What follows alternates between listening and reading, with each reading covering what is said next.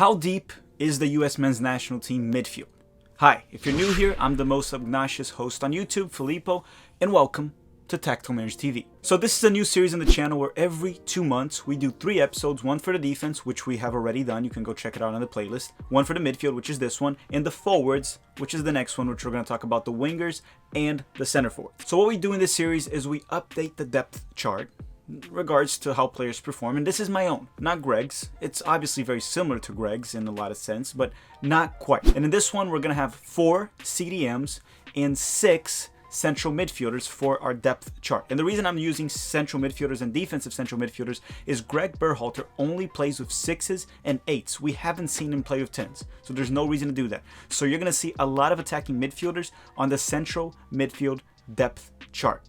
So yes, it is my rank and not Greg's, but I will be trying to use some logic based on where Greg plays the players. So for a disclaimer right away, Giovanni Reyna and Brendan Aarson are wingers for Greg Berhalter until he says something or plays them elsewhere. They're wingers, so they will be on the next video, not on this one. I would personally put Giovanni Reyna as an 8 or a 10, but that's not his, so he'll be in the next video. So now, let's hear it from our sponsor and their new giveaway. Thank you, OneFootball, once again for sponsoring the channel, but look.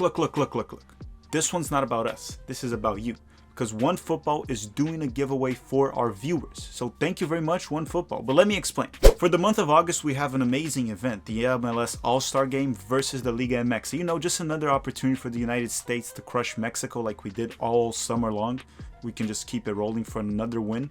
So for this, OneFootball will be doing a giveaway of one MLS All-Star 2021 jersey for a fan based in the United States. So go on the link down below, do your download, follow the instructions, and enter the giveaway.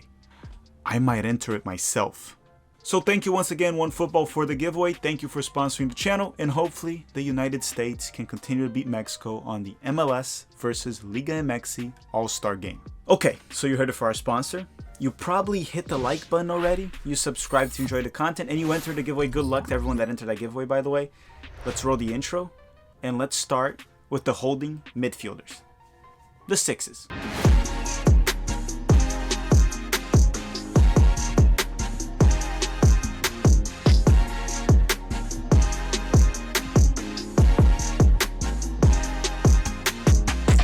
Okay, so for the CDMs, as I said, we're going to go with 4 players because usually you only play with 1 right there. And this is our ball-winning midfielder, right? This is our 6, our defensive midfielder. So my number 1 is probably unanimous. Everyone agrees on that. It's Tyler Adams from RB Leipzig. For the number 1, it has to be Tyler Adams. Who else could I pick? It is his position to lose, and the player we have available right now, he will only lose it if he's injured at this point.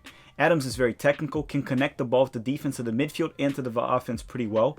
With him, we also have the back line protected. He's also pretty damn good on his pressing game. So if you want to play press or a counter press, he's perfect for that. If we want to sit back, he can also protect the back line and connect from the defense to the midfield to the offense. Along with that, Tyler Adams brings amazing leadership. He also plays for Leipzig, which is in Bundesliga, fairly competitive. Well, one of the most competitive, let's be honest. And he's also under Jesse Marsch now, the coach that pretty much developed him, and will be playing him central for RB Leipzig. So Tyler Adams is our 6, no questions asked right there. No one's fighting for that position at the moment. All right, so my number 2 option for the holding midfielder position, the 6, it has to be Kaiden Costa right now. Kaiden Costa earned this 2nd spot during Gold Cup. He's been heavily criticized, and Acosta wasn't my 6th option, heavily criticized by myself, but he most certainly earned it after a very strong Gold Cup. The question is, can Kaiden Costa remain consistent? He showed how good he can be protecting the back line, very good throughout it, was pretty good at set piece as well, but he still showed some technical deficiency when time and space were compressed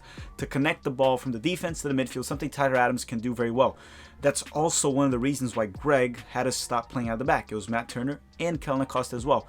Great recognition from Greg Berhalter of how to use Kaiden Costa to the best of his ability. One thing to point out though, Kaiden Costa is actually truly innate, so he's playing out of position, which is quite impressive that he's still able to perform at a high level playing out of his position. So congratulations to Kaiden Costa. He is the backup of Tyler Adams right now, at least for the short term, to a bare minimum. Okay, the 3rd option, which is a player many requested on the defense video as a center back, but no, I don't think he's a center back for the US. because we have many good center back options. I think the third option for the 6th role can be James Sands from NYCFC. James Sands is very good as a center back on the 3 in the back formation, playing as a central center back as we saw in Gold Cup. And if you notice on Gold Cup, a lot of the times on our offensive shape, James Sands would position himself as a 6 on the offensive shape of that 3 in the back formation that we played throughout Gold Cup. In my personal opinion, he is a 6, and I know Greg also does believe that to a certain extent based on the way he used him. Will Greg use him as a 6 or a center back? Only time will tell. But to me, he's our third option. Plus, he does play as a 6 for NYCFC quite often. He plays pretty well. He's very technical. He can connect the ball with the defense in the midfield better than Costa. He just hasn't been as good defending as Costa, in my opinion. But James Sands is the third option, and that can change very much in the next 2 months depending on how Acosta and Sands performs. We know Acosta can be inconsistent. If Acosta remains consistent, he'll hold on to that position. But let's see. Right now it's Acosta and Sands. Now my 4th option, that was a tough one. Now look, my 4th option, I can't put Jackson Yule. I can't put Owen Otosawi right now. He hasn't been playing forever. I'm going to have to put a player that many are going to call me biased, but I don't care. I'm going to say Johnny Cardoso is our 4th option. He's been getting minutes in the Brazilian League at age 19, which is quite impressive. He's very technical, so if you put him with all these technical players that we have in our A squad, he's going to perform a lot better than you saw in Olympic qualifying. Thank you, Jason Kreis. So yeah, Cardoso is my 4th option. He can play as a very good regista, deep lying playmaker. He's been very good as an 8 for Internacional as well. So by October, we're going to continue this series and update it. I expect this number 4 or 3 or maybe even 2 to switch around quite a bit. The only one we have locked down is Tyler Adams. So just to recap, Tyler Adams, Kaiden Acosta, James Sands, and Johnny Cardoso. Now let's move on to the central midfielders and / attacking midfielders as well. Okay, the central midfielders. You know, the players that bring balance and fluidity. You know, words Greg loves to use. So for the central midfield attacking midfielder position, we're going to have 8 players right now. Yeah, that's 8. And again, a disclaimer. Giovanni Reina and Brendan Harrison play as wingers, so I'm putting them at the winger depth chart, even though I think they should play central. With that said, my number 1 is Weston McKennie from Juventus. He's a dynamic box-to-box midfielder and my favorite type, the scoring type. He scores goals, he's dangerous on set pieces, covers a lot of ground, had a great season with Juve last year, and hopefully he'll continue to do so. Weston has to be our number 1 8 or central midfield. Okay, my second option on the depth chart is a player that's currently injured, but it's a minor injury. Apparently he's even back to practice, so I know I didn't put Aaron Long on the defensive one because his injury is very serious and he's pretty much out for this year. But my number 2 option here is Yunus Musa from Valencia. So an interesting thing to point out is Yunus Musa played wide for Valencia last season, but it seems like this year he might be playing as an 8 or even a 6. He's overly technical, super athletic, has great vision and distribution, and his pace is just amazing. Now, he won't be at the September camp most likely as he is returning from injury, and that does set back the beginning of the season for him. So when we redo this in 2 months, we could see some players surpass him. Yes, some players could surpass Yunus on the next episode when we update this, because in 2 months, since he's going to miss the September camp, depending on how some guys perform, they could surpass him. But he's got time to keep this lockdown position for me, at least, on my depth chart. I know Greg does not rate him as the second one, but we'll see. We'll see how Yunus does, how the injury affects the start of his season. Option number 3 for me is Julian Green. So look, Julian Green last season played for Bundesliga 2, which honestly the league is no joke. One clear example, or at least one small example, is Leon Flack that came from Bundesliga 2 after not playing much, and he's doing pretty damn well in MLS for the Philadelphia Union. Green was one of the best midfielders in Bundesliga 2 last season, and now he's back in Bundesliga for Fürth, where they're going to have to fight for their lives to not get relegated, but I'll get to that after. He has experience, incisive passing, he can play as an 8, can play as a 10, scores goals for Fürth, and I mean, he does have experience. We all know Julian Green, right? He does have a World Cup goal also, by the way. So he's my 3rd option. Now let's go to my 4th option. And I know many will disagree with the Julian Green option, but trust me, you're all going to see it. A lot of you will be surprised with his performances later. Now let's talk about my 4th option, which is Luca de la Torre from Heracles. Yes, rejecting Gold Cup call might have placed him lower on Greg Berhalter's list, but this is my list, and honestly, if I was in Greg's position, he probably would have gone down my list if he rejected my call. He's a technical midfielder, looked very good during our March camp, very objective with the ball, very aggressive on defense, and had a great season for Heracles at the Dutch League.